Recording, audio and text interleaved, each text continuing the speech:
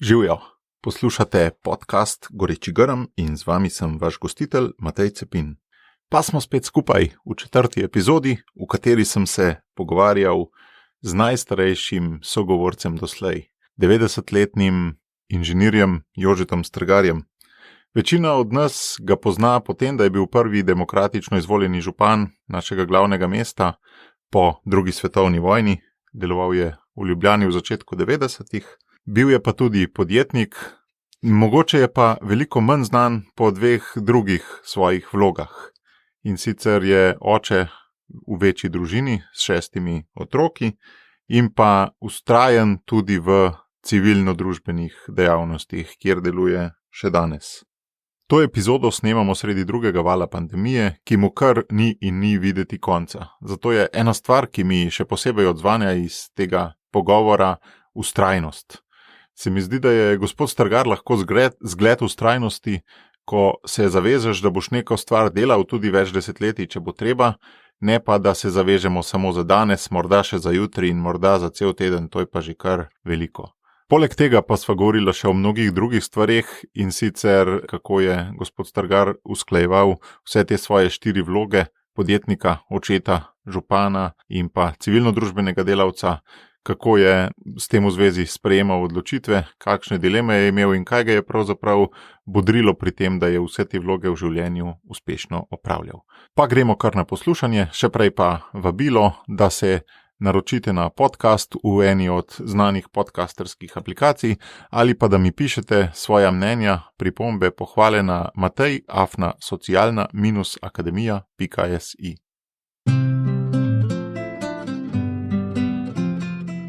Že veš, kaj je tvoj edinstven prispevek k boljšemu svetu in kako ga udejanjiti? V podcastu Goreči grm razkrivamo močne zgodbe tistih, ki že živijo svoje poslanstvo, zato da lahko ti najdeš navdih, prepoznaš svoje goreče grme in pogumno stopiš na novo pot. Lepo pozdravljeni, gospod Strgar. Dober dan. Gospod Strgar, jaz sem bil že na vaši 90. obletnici, na vašem 90. jubileju, navdušen, ko sem razmišljal o tem, kakšne vloge ste v življenju vse imeli. Širša javnost vas najbolj prepozna po županovanju v Ljubljani kot prvi demokratično izvoljeni župan po drugi svetovni vojni. Potem ste tudi znani podjetnik, drevesnica Strgar, ki zdaj vaš sin nadaljuje vaše delo. Tudi družinski oče ste bil, imate veliko družino. Kar je pa mene najbolj nagovorilo pri vašem delu, je pa, da ste bili zelo aktiven tudi v civilni družbi. Pa me zanima, kako vam je uspelo vse te 4 vloge, politika, podjetnika, družinskega očeta in civilno-družbenega delavca v vašem življenju tako dobro usklajevati? Dobro ste rekli, to bo se čas pokazal, če je bilo to res dobro. Ampak vprašanje je pa izredno, bi rekel, zahtevno in zanimivo. Rad kakšno besedo o tem rečem. Ja, najprej sem se vedno čutil, čeprav sem tam doma z ene vasi, tako nekako na obrobju, ampak sem se vedno počutil pravega domačina, pravega člana naše župnije in našega kraja in Slovenije. To je za me v meni vedno živelo in za seboj je to vleklo misel in potreba, ja, če si to, potem moraš pa tudi kaj doprinesti. Ne moreš samo živeti, ampak moraš kaj dodati. In to mi je skozi spremljalo. Poleg tega sem pa imel dobre vzornike. Začenši z mojim stricem, ki je bil skoraj sosed, stric Martin. Ko sem bil jaz v ljudski šoli, torej ljudsko šolo sem delal tik pred vojno. Bil sem v 5. razredu, ko se je vojna začela in takrat je bilo konec mojega osnovnošolskega pouka. Ampak takrat je bil moj stric Tine, učiteljišnik. Živel je v Ljubljani, na učiteljišču, hodil je domov. In takrat smo se vedeli lepo, o njem sem videl človeka, ki bi ga rad tudi sam posnemal. že sem nekje zapisal, kako je me spodbujal, da sem prebiral, in ko je prišel takole zvečerko, takrat še ni bilo elektrike, sem pri kakšni brljavi luči bral knjigo in rekel, to pa ne smeš, se boš vsi pokvaril. Beri samo na svetlobi. Na take malenkosti, vse to je name vplivalo, pa še nekaj. Bil je telovadec. Na učiteljišču so takrat imeli telovadno družbo, mislim, da Orel se je imenovalo, in on je bil nekako aktivni član tega telovadnega društva Orel in enkrat je prišel domov z novo uniformo orlovske s klobukom na glavo in peresom za klobukom. To je bilo nekaj tako lepega, dobrega, sem se zmislil. To je bila nekako moj vzor, ne? In mi je to vleklo skozi. To je taka drobnarija. Hkrati se je pa dogajalo še nekaj drugega. Se spomnim iz ljudske šole nekega človeka, ki je bil dolgolasec, zanemarjen je bil pravzaprav, nisi neko, pa rdečo ruto imel na glavi in si je vozil okrog s kolesom in si je čudno vedel in jaz kot majhen otrok sem tistega človeka gledal kot nekaj negativnega.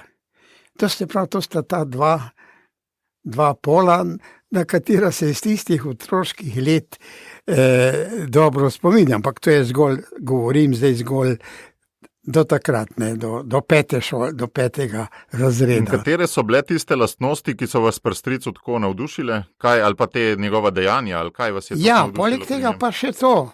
On si je vedno izdajal za vnetega Slovenca. On je to poudarjal. Slovenija in bližala se je vojna, je tudi vedel. Mi Slovenci se bomo morali obdržati, da nas ne bodo tujci, zlasti Nemci so za nas nevarni, da ne bodo nas kakorkoli, bi rekel, škodovali. To mi je bilo pa tudi zelo dragoceno. Poleg tega je pa on, ali pa tudi sicer, moj oče je bil tudi te sorte človek. Ne? Zanimale se ga javne stvari, takrat izhajajo Slovenec, ob nedeljah ga je tam na trgu pred cerkvijo kupil in je potem doma prebiral in potem to je bil eden izmed redkih v vasi, poleg teh mojih stricev, še drugi strici, poleg Martina, so prebirali tudi Slovenca, ampak je bil redek. In je potem so ljudje o tem govorili, jaz sem to poslušal in to mi je spodbujalo, da je to nekaj, kar je važno za človeka in za življenje. In to so te drobne stvari. Sveda v življenje je pa prišlo še vse drugo, ne, še vse sorte, ne. Ampak ko ste se v enem trenutku znašli pred tem, da bi prevzeli občino Ljubljana, kako, če bi imel jaz neko podjetje, saj takrat ste že imeli drevesnico, ne?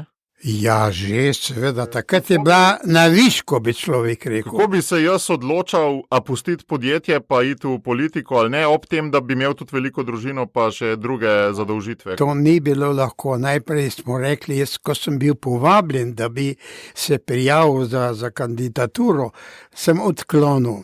In tudi tukaj zadaj je bila tudi moja družina, žena Olga. Smo oba rekla, to pa ne bo šlo.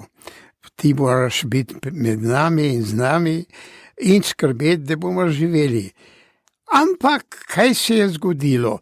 Takrat so bila ta predavanja, to je bilo tik tako pred osamosvojitvijo, ko sem bil že kot rečeno kot podjetnik zelo nekako uspešen, se mi je dobro šlo, naročila in tako dalje sem imel. Takrat so bila tista predavanja na teološki fakulteti, pa smo šla oba ženo tja. In z nami je šel doktor Bučer. No, pa pravi, se je odločil. On je mene tikal, ne, jaz sem njega vikal, ker sem bil z njim v navezi, že odprej smo, ko sem njegove knjige prebiral in tako dalje. Sem rekel, ja, ne bo šlo. Pa zakaj ne bo šlo? Sem rekel, ja, družina, Olga je bila zraven. Pa že malo sem že v letih, mogoče bi kakšen mlajši. Pol mi je pa dobesedno ukregal. Ti se moraš prijaviti, ti si primeren za da prevzameš to mesto, prijavi se. No, in to je zmagalo, torej moram reči, lep spomin na pokojnega doktor Bučarja, ki mu očitajo vse mogoče, tudi napake, se jih je sam meni, ker smo bila prijatelja, nekako skoraj prijatelja. Tudi govorijo o Francetu Bučarju? Ali? O Francetu Bučarju. Tudi kakšno stvar povedal. No, in jaz sem na njegove besede nekaj dal in takrat tam, ko smo šli na predavanje, sem vse predavanje na mesto, da bi poslušal, kaj ste ljudje govorili, razmišljal o tem, kako in nazadnje sva z Olgo z ženo rekla, pa poskusimo. Kakšni so bili potem občutki, ko ste bil zares izvoljen? A ste imeli to občutek, zdaj moram pa na to pot, ali je bil občutek nekega zmagoslavja? Sploh ne, moj občutek je bil služenje. Zdaj sem tukaj zato, da služim Ljubljani.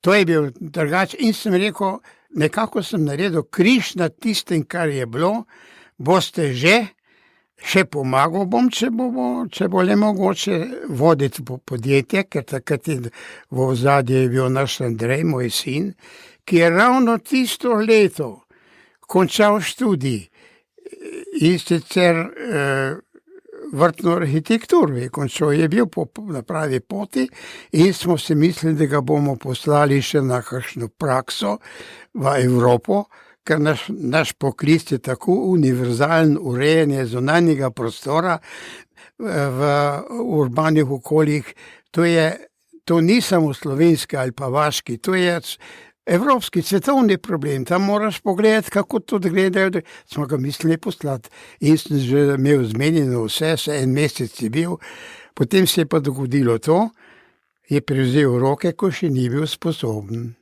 Ko končaš šolo, še nisi v stanju, da bi recimo vodil eno podjetje.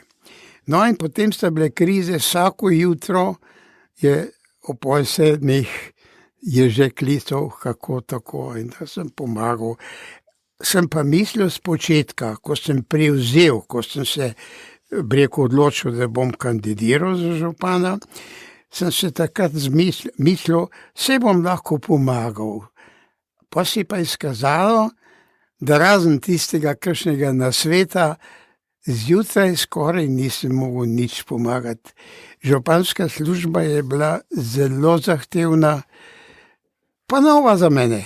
Kako je pa sin to doživljal? Je bil zaradi tega se je čutil kaj opeharjenega, kaj veste, ker ni mogel dobiti izkušenj v tujini? Ja, seveda, veste, ker on je bil takrat mlad, tako nekaj čez 20, 24, 25 let, ni se zavedal vsega, kakšne so to dolžnosti, ni veliko, pač pa je ubogal in vzel stvari v roke. Imeli takrat je bilo zaposlenih pri nas 7 ljudi.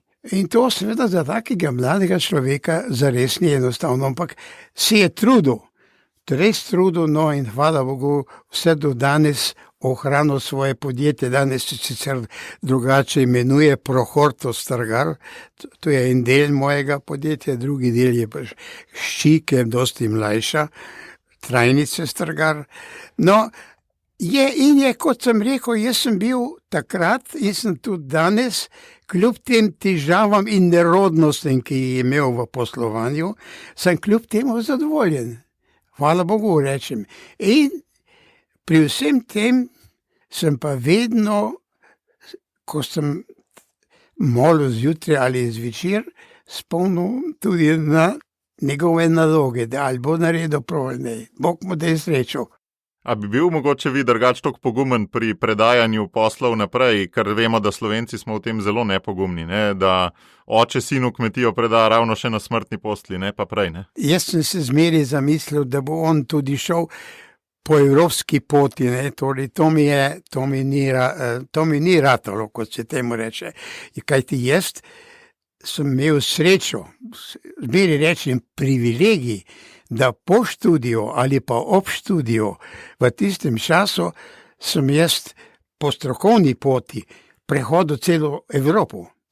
Bil sem na praksi v Belgiji, Holandiji, Nemčiji in Angliji. To so bile te temeljne države, kjer se je na tem mojem področju veliko dogajalo in resnično bil sem tudi v najboljših podjetjih ali ustanovah in sem to stvar obvladal. To mi je bilo malo hudo, da njemu to ne bo uspelo, ne. Koliko časa je pa ta praksa v tujini trajala in kaj so glavni... Ja, skupaj, če vse kaj ste dobili od nje? Seštejem, bilo tu 4 leta. Ja, imam čudovite spomine, ne. Najprej sem začel v Belgiji pri naši rojakinji Jeleni de Belder Jelena Kovačič, ki mi je tudi pomagala. V letu 55 je ona meni pomagala, da sem sploh prišel ven, ker takrat se ni dalo iz države nikakor. In sem najprej začel pri njej, da sem bil čist na kratek čas pri njej, potem sem šel naprej. Ampak zgodilo se je to, ko sem pa svojo kariero na Zahodu končal, sem pa spet končal pri njeni, v njenem arboretumu in sicer zadnjih 6 mesecev, ki sem prevzel tudi vodenje tega njenega arboretuma. To je bilo, hkrati sem tam po moji diplomi na biotehniški fakulteti, sem naredil vse izpite, sem imel samo še diplomo za narediti. In sem se zmenil z mojim mentorjem, da bom šel za pol leta v Belgijo nazaj, da bom svojo diplomo tam delal. Sem moral najprej prevzeti, nisem imeli nikogar, ki bi vodil, oni so imeli že razširjeno dejavnost, jaz sem pa bil usposobljen, jaz sem prišel iz Anglije in tako, takrat že, ne. In sem prevzel in zvečer, takole ob večerih, ali pa mimo grede in so mi dali tudi kakšna proste dneve, sem pripravljal svojo diplomo. Hkrati, kot rečeno, jaz sem takrat prišel tja k njej, že izvežban človek. In v Angliji sem bil v Royal Horticultural Society Gardens. To so najznamenitejši vrtovi ali najznamenitejša hortikulturna ustanova v Evropi ali v svetu, ki je že takrat obstajala, že v tistem času je bila 150 let stara. In tam sem jaz bil in sem imel tam po njeni zaslugi tudi privilegiran položaj, pustili so me, da sem vse videl, vse slišal, vse sem celo študenti sem delal in tako dalje. Skratka, bil sem kolikrat zvežban. In tako se je to potem moja pot pa pri njej končala. Vmes pa, če še to povem, sem bil pa v Holandiji na enem inštitutu za drevesničarstvo, to je pa spet vrhunski inštitut in sem tam pridobil še in še potrebnega znanja.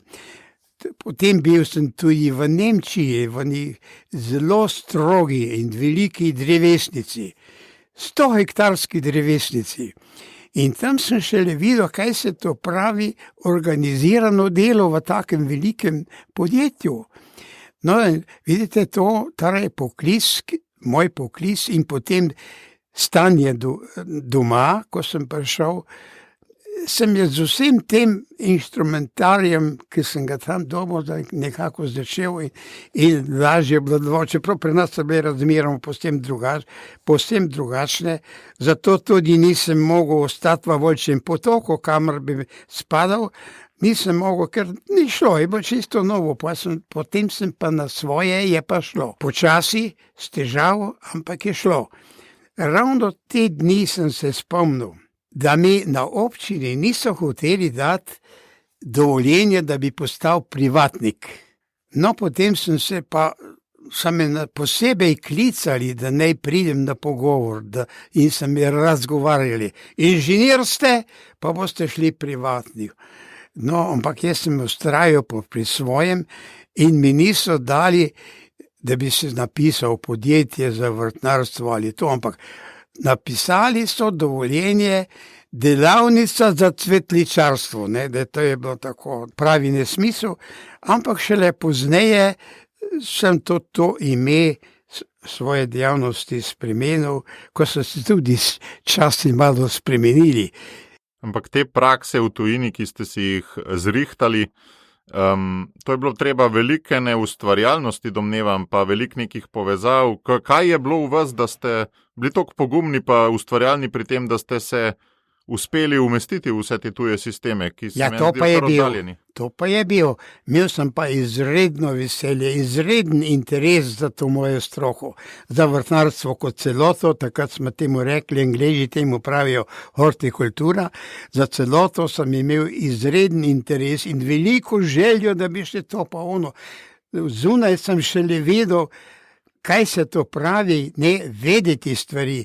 Doma, preden sem šel tja v Belgijo, ko sem bil v službi v mestni vrtnariji, sem bil čisto redo, sem bil med najboljšimi vrtnarji v Ljubljani. Ko sem prišel pa tja, sem pa videl, da je to hudo skromno. Tam sem šele videl, kaj se to pravi in tam se mi to odpiralo dan na dan, leto za letom. Tam sem se, bi rekel, dokopal do nekega znanja, da so me povabili tam v Royal Horticultural Gardenu, da sem imel predavanj za študente enkrat. Vsak študent je moral enkrat v kratkem času, pol leta, na svoje predavanje imeti. Tudi jaz sem ga imel. Torej, to mi je vse spodbujalo eno z drugim in nazadnje sem se dokopal. In to je bilo pa že potem, ko sem bil že upokojen, ko sem že nehal biti župan, da so me povabili in sprijeli v svetovno združenje. Šlo je za skrb za prostor v urbanih in industrijskih prostorih. V svetovnem združenju in tam sem deloval 10 let, hodili smo po vsem svetu in sem se potem nazadnje združeval z najvišjimi strokovnjaki z vseh celin. Zdaj, ves čas ob tej bogati podjetniški poti ste pa, kar je meni najbolj fascinantno, delovali v civilni družbi. V svoji knjigi Treba je povedati omenjate začetke velikonočna predavanja v sredini 60-ih let. Ja, 66. leta. Da vas je tisto zakurilo in od takrat naprej niste nehali z civilno družbeno dejavnostjo. Ne, imate prav. Tu ni bila samo stroka in narodnostna zavest, slovenska zavest, ampak tudi krščanska vera, katoliška vera. Človek dobiš, če imaš talent, ga moraš za nekaj uporabiti, ne ga zakopati. To je tudi bilo nekaj bistvenega zraven. In sem se rekel, ja, tudi na tem področju je treba kaj narediti. In tisti začetek tam v Nunski cerkvi leta 66, to je bilo zelo zgodaj, takrat je bil socializem še zelo surov. Ko se je to začelo, je bil uspeh lep in potem takoj se ne pobereš, še leta so trajalo, da smo tam resnično bogato kot civilna družba zaživeli v koncem 70-ih in pa zlasti v letih med 80 in 90. To smo pa potem z uspehom zaživeli in to je bil naš doprinos, naša krščanska zavest je dala svoj doprinos k izgradnji naše domovine in k pripravi za osamosvojitev. Če ne bi bilo naše prisotnosti, krščanske zavesti, najprej to, kar je v ljudeh v nas nasplošno ostalo, veliko je tega ostalo, smo še imeli čut, da smo katoličani, ne? Tega je bilo takrat še kar veliko med ljudmi, javnosti javne pa ni bilo, da to je treba kaj v javnosti tudi narediti in to smo delali, spočetka bolj malo sramežljivo, v Ljubljani zgolj predavanja ali pa kakšne izlete po Sloveniji, ampak v 80-ih letih, zlasti ko je prišel k nam dr. Alojz Šuštar, nadškof in metropolit Ljubljane, on je pripeljal, ali pa drugače rečeno, za njim je prišla v Slovenijo evropska krščanska poanta. Obrat, on je bil evropski škof, bi človek rekel, čeprav je bil v Ljubljani. In za njim so ga hodili obiskovati in nekega dne je sprijel avstrijske katoliške izobražence, akademikerverband so rekli, ne. In takrat smo že tudi mi bili malo organizirani, vedel je za nas, da smo bili na tem romanju, tam smo bili, to predavanje smo imeli, ampak nismo bili trdno povezani s cerkvenimi strokovci, smo nekako samo svoje delali. On je to vedel in ko je imel na vidiku ta avstrijski obisk, je prišla cela delegacija, 5-6, ne, še več ljudi. No, je na sprijem povabil tudi mene in mi je tam predstavil, to je pa naš človek, ki se v Ljubljani in v Sloveniji zanima za stvari, ki jih vi delate. In to si je odprlo najprej s Koroško akademsko združenjem, potem z Dunajskem in to je potem raslo, tako da na zadnja leta, tam od 85. naprej, si je v to vključeval celo najznamenitejši avstrijski katoliški akademik Erhard Busek. Jaz takrat nisem ga poznal, se nismo vedeli za to. On se je v to vključil in je prišel k nam na obisk, da vidi kako in kaj. Jaz sem se z njim pogovarjal in pa še en par kolegov smo se z njim pogovarjali, kako se bi dalo krščansko misel uveljaviti in tako dalje.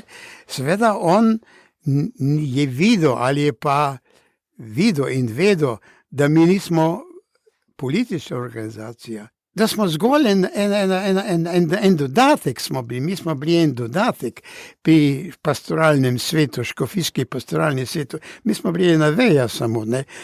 Nadškof Alojzij Šuštar, to je, mi sami najbrž tega ne bi zmogli. On je za sabo pripeljal Evropo.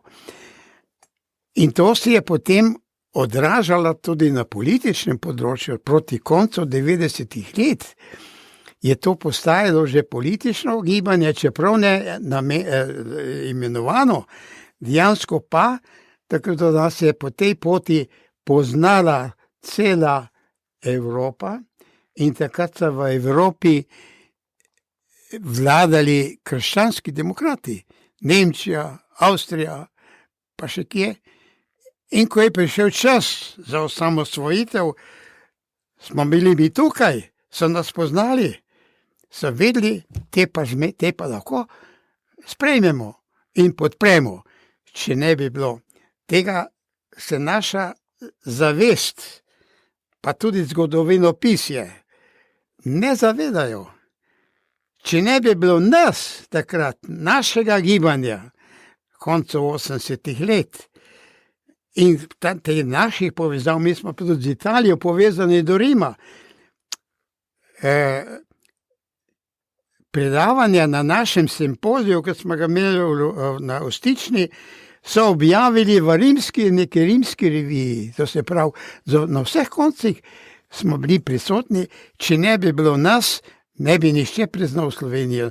Po mojem je se večkrat potiho zamišljam ali pa razmišljam, najbrž bi pri nas nastala situacija, kakršno so imeli drugi jugoslovanski narodi. Težave s puško. Tega dejstva se naše zgodovinopisje najbrž še dovolj ne zaveda. Upam, da bo do tega prišlo. Tako se mi zdi, kot da se vsi zavedamo, da visoka politika kroji naše usode, ampak se mi zdi, da sva midva taka človeka, da se pa zavedava, kako pomembna je tudi ta tiha civilna družba, ki v ozadju deluje. No? Ja, to je izredno važno, ker sam en človek ne more. Vedno je uspeh mogoč takrat, kar so ljudje zraven, več ljudi. No, jaz bi se samo želel, da bi civilna družba, ki je tak v tistih časih nekako živela in bi rekel, dosegla ta status, o katerem sem prej rekel, evropski status, da smo Slovenci katoliški narod. Zdaj se moramo truditi naprej za to, če tega ne bomo, kako bo to? Če nismo tisto, kar smo zagovarjali, katoliški narod, kaj pa potem smo? Zdaj, pri tem ste omenjali nepogrešljiv lik škofa Šuštarja, v svoji knjigi pa omenjate tudi druge duhovnike, na katere ste se naslanjali. Se mi zdi, da so bili res v 70-ih, 80-ih to stebri nekega civilno-družbenega delovanja, ti pogumni duhovniki. So bili, ja, to z velikim veseljem in bi rekel, ja, si jih spominjam. Pravzaprav si rečem, da sem imel privilegij, da sem z vsemi temi duhovniki se poznal. Že na začetku je bil pater Miha Žužek. Kasneje, v 80-ih letih, so se pa pridruževali Anton Stres, Ivan Štuhec, potem poznejši beograjski škof Frances, smo rekli, ne? Perko, ja. In tako da cel kupček. Tako da to so bili čudoviti ljudje in njih bilo malo. Poleg njih ali ob njih so pa nastopali tudi številni lajki. Ne morem pozabiti Tržačanov, ko so vsako jesen pripravili drago in so bili zbiri tesno povezani z nami in z našimi duhovniki. In pa Korošce, rektor Kopejnik, rektor Bohinjskega doma. To je to čudovit duhovnik, ki je na Koroškem, ampak bistveni sestavni del naš kot takega. Tako da zmeraj se z veseljem spominjam vseh teh ljudi, nekateri so že pokojni, drugi so še, hvala Bogu, da so bili taki časi in da so taki ljudje bili z nami. Kako pa mislite, da je danes to vlogo duhovnikov v javnem življenju?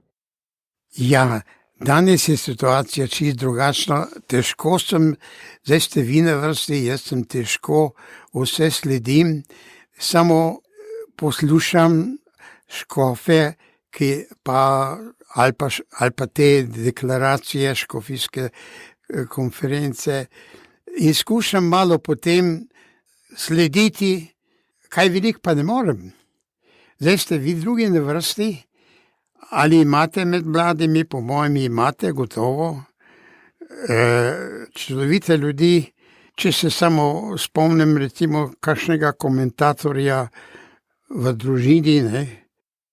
Mogoče se danes mlajša generacija od vas počutimo, da smo zelo razdrobljeni, da je dosti tega, na nek način smo nepovezani. Se mi zdi, da ste bili vi bolje povezani. Kaj je bilo, mislim, svet je bil drugače strukturiran, ne? Kaj je vas gor držal? Kaj vam je dal pogum, da ste v tistih težkih časih kdaj stegnili jezik, ko mogoče ni bilo najlažje? Ja, veste, ta občutek širše povezani je čudovit, ne? In čeprav, veste, ta rahla, bi rekel, raznoterost, ne, je bila takrat že vidna, zdaj je pa zelo izrazita in to ni dobro. To je treba bolj se osredotočiti, civilna iniciativa, ste na potezi, da skušate na tem področju čim več doseči. To me ne pa moti, zlasti odkar smo samostojni. Ko nekomu nekaj uspe, da nekaj gre, potem se najde takoj nekdo drug, ki še začne še nekaj drugega. Ne gre, vse mogoče ni mogoče, vse stvari niso mogoče. To boste imeli težko na dolgo, ker vidim, da je to zdaj tudi težje. Takrat smo sicer delali vse peš, veste, recimo pisanje pisem, s kolesom, avto so bili dragi, pa smo vseeno to uspeli to doseči. Zdaj imate to lažje, ne vem, če ni to hkrati bolj komplicirano, ampak lažje je vsekakor ta povezava, ne. Upam, da vam bo uspelo, jaz samo to želim, da vam bi uspelo. Se mi zdi, da težje je ta vidik je danes težji, da Takrat ste pač bili ena iniciativa in ste bili zanimivi že sami zase. Danes pa, če nisi skrajen, če nisi polariziran, če ne stopaš ven, te sploh nihče ne opazi. Ne? Ja, to je če si težava. v neki sredini, v neki zdravi pameti, v neki razumskosti, ne, si premalo drugačen, da bi te sploh socialni mediji pa vsi opazili. Ne? To je težava, vidim to težavo. In da bi rekel, če me vprašate, kaj narediti, ne vem pravega odgovora, veste. Lahko samo molim, ali pa kakšnega okregam, veste, jaz imam včasih dolgi jezik, sem že marsikaterega okregal, vse do ministrov, veste. Ali pa predsedniku kakšnih včasih, ne. Ja, tako kot je vas France Bučar, ne? Saj to deluje. Ja, tako, če je ja. France Bučar vas, da ste rad župan, zakaj vi ne bi še koga naprej, ne? Ja. Recimo, zdaj pa je pa tu nekaj zadržek, ker recimo takoj dobiš občutek, da si absolutista, kaj takega, ne. Imate težave, vem, torej vidim in se zavedam teh težav, kljub temu rad bi, da bi iz tega, ker zdaj ste pa po drugi strani organizirani, bolj natančno veste, kaj je kaj, takrat smo bili malo zgubljeni, veste. Recimo jaz za sebe vem, kako da sem se pridobil to osnovno znanje o veri in o krščanski kulturi. To je vse, to ni znanje, ki bi prišlo za nekega organiziranega študija, to je samo nabirkovanje je to bilo, ne. Ampak kljub temu, zdaj imate te stvari lažje, bolj urejene in samo drugega izhoda ni, veste. Če ne bo te krščanski zavesti, torej tistemu delu Slovencev, ki vemo, da moramo ohranjati, da moramo graditi na naših koreninah. Mi smo krščanski narod, na tem je treba graditi, če to odpišeš, nimaš na kaj postaviti in tudi nič ne veljaš.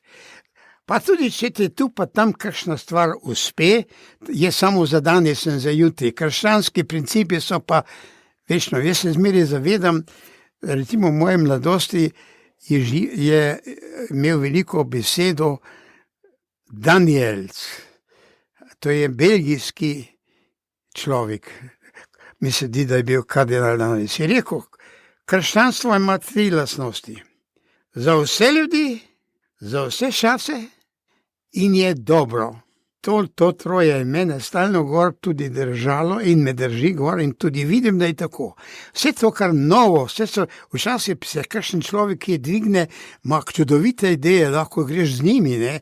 To bom pa predstavil. Ampak kaj, ko ni trdno, ni stalno, je sam pojav. Veste, tega si treba držati. Mi se moramo nasloniti na trdne temelje. In graditi vse sprijeti, kar je dobrega. Zakaj pa ne?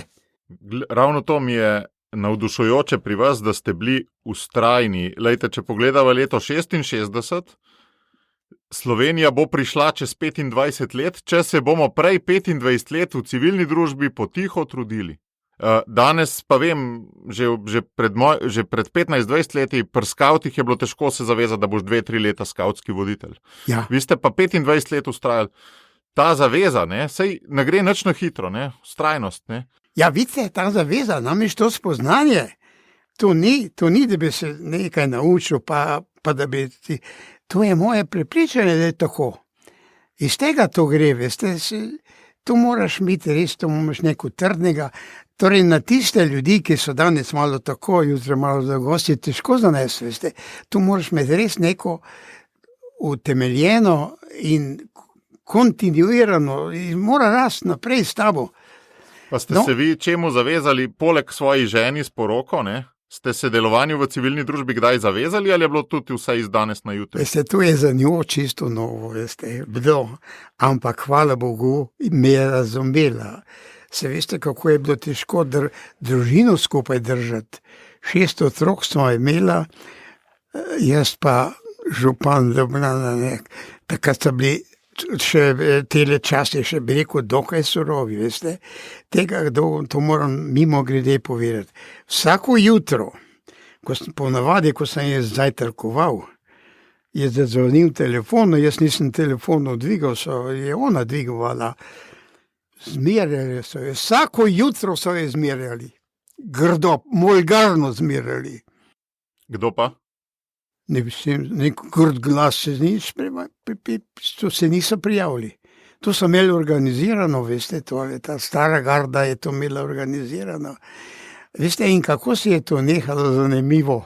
Helena Šči, ki je bila stara menda že ne 15 let, tako da je bilo že takrat, ne, dvignila telefon. Vi ste gospod, ker ona je že vedela malo kako. Vi ste gospod, kakšen dan pa imate danes? Lepo, da ste se oglasili. Lep dan vam že bi mi je dal odložil, nikoli več ste klical, ne. Namreč, hočem reči, kako težko je ona to imela. Poleg tega je pa bilo treba skrbeti za otroke, hvala Bogu, sta se učili, da ni bilo posebnih težav s tem učenjem. Ampak je pa hkrati vse to prenašala. Vsa čast. Če greva zdaj na vaše sedanje obdobje, mi je zanimivo to, da še vedno vztrajate, se pravi zdaj že pol stoletja, še vedno pišete eseje, še vedno date kakšno družbeno pobudo, pri tej starosti. Enkrat se spomnim na Odmevih, je gospod Peterle rekel, ja pa pustite gospoda Strgarja, človek je že star, naj deluje v civilni družbi. Ja. Je takrat, ko se je Prebudimo Slovenijo začela, ne? Ker so sprašvala, bo to nova stranka, ne? Ja, on se je bal, da bo nova stranka, ampak ni šlo za stranko. Niti v mislih nismo imeli novo stranko. Mi smo imeli v mislih prebuditev naroda kot takega, ne glede na to, na kateri stranki pripadeš. No in me zanima, s čim si hranite svoje misli na nek način, da tudi pri tej starosti še vedno ste aktiven v civilni družbi. Kaj si sploh prigovarjate, da se vam še da? Ja, veste, še zmeraj ta zavest, da sem Slovenec, da sem kristjan, in da je tukaj, da ima človeštvo kot celota, zlasti kot narod, svoje mesto in svojo bodočnost. Zato se je treba, dokler si sposoben, dokler še lahko kaj poveš ali rečeš, prizadevati. In to me ga drži gor. In mene, bi rekel, vse včasih pride mi na misel, da je pa dovolj. Ampak, veste, te pa hkrati drži po konci, ne? No in če greva nazaj pogledati na celotnih vaših 90 let, ste se res ukvarjali z široko paleto različnih dejavnosti in me zanima ena refleksija za nazaj, kateri deli teh 90 let se vam zdijo najbolj rodovitni? Kaj je bilo tisto, kar že zdaj lahko za eno razdaljo pogledate kot tisto, ki je obrodilo sad? Je bilo to podjetje ali družina ali civilna družba? Kaj vam je tisto, kar bi rekel, to je pa bilo rodovitno obdobje ali pa rodovitna dejavnost? Ja, veste, težko vprašanje. Za nobeno teh obdobij ga težko rangiram, gor pa dol, ne. Torej, za vse sem nekako Bogu hvaležen, da sem lahko to počel, kar sem počel. Posod so bili delni uspehi, zlasti pogledajte v stroki. Jaz sem napisal 8 strokovnih knjig.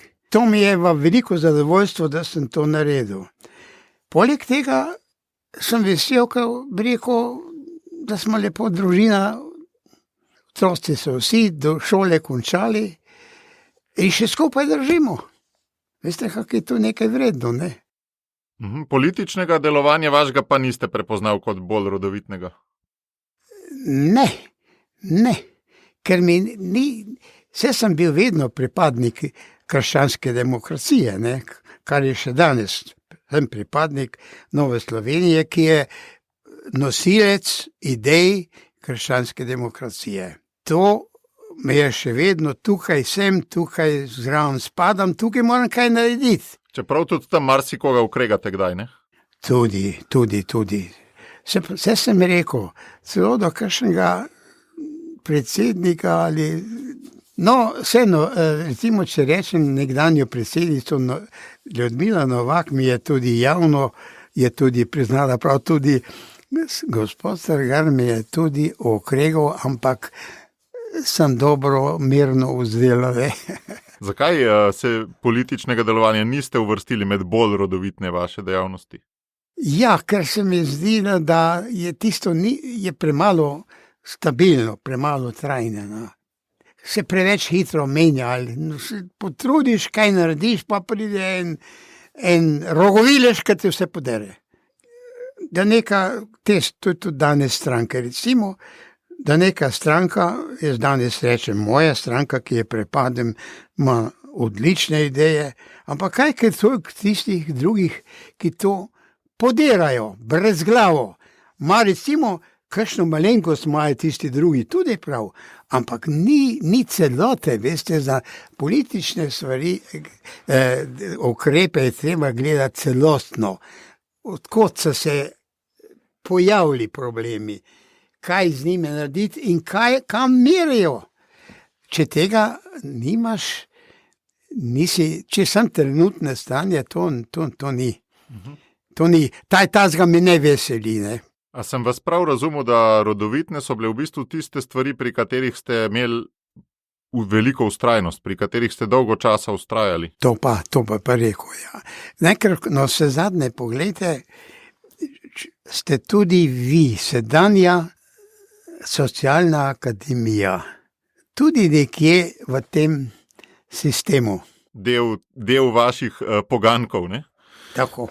Ker iz tega mojega ali pa preko našega delovanja je nastalo marsikaj. Recimo, poglejte, društvo pedagogov, katoliški društvo pedagogov, ki uspešno deluje, težko smo ga ustvarili, ampak imam zavest, da sem bil zraven.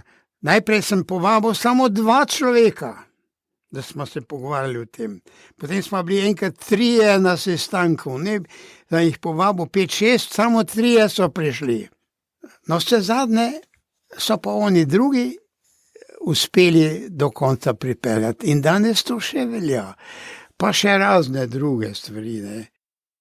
Zdaj pa še eno vprašanje od moje žene, ki, ko sem ji včeraj povedal, kaj vas bom spraševal, je rekla, da si želi slišati tudi, ali bi zdaj za nazaj gledano kaj storili drugače.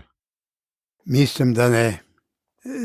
Ne vem, če bi kaj drugače delal. Dvomim, ker imam pa to slabo, to je lastnost, ki je najbrž slaba, ali pa ne vem. Če se nekaj loti, se tistega držim. In to je za mene najboljše. To prenesem tudi na druge stvari. Recimo, če pri otrocih kaj ne štima, ne rečem vrag ne vse vzamem, ampak rečem to, kar je. Sprejmem. In za stvari se ne spomnim, da bi kaj tazga naredil, da bi se kistal. Razen, če sem bi rekel čas, pri kakšnem bil premal prijazen, tole se še spomnim. Tudi svoje kariere in delovanje na različnih področjih ne bi drugače usmerjali? Najbrž ne. Ja, gospod Strgar, hvala za ta pogovor.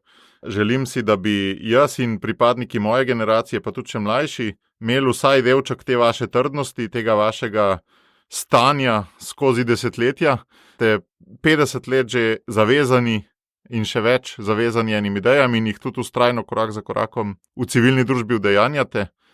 In res bi si želel, da bi se vsak od nas vsaj za 5-10 let zavezal k nekemu delovanju in videl potem, kaj bo iz tega nastalo. Bog daj, da bi to zares bilo. Hvala tudi vam za ta pogovor.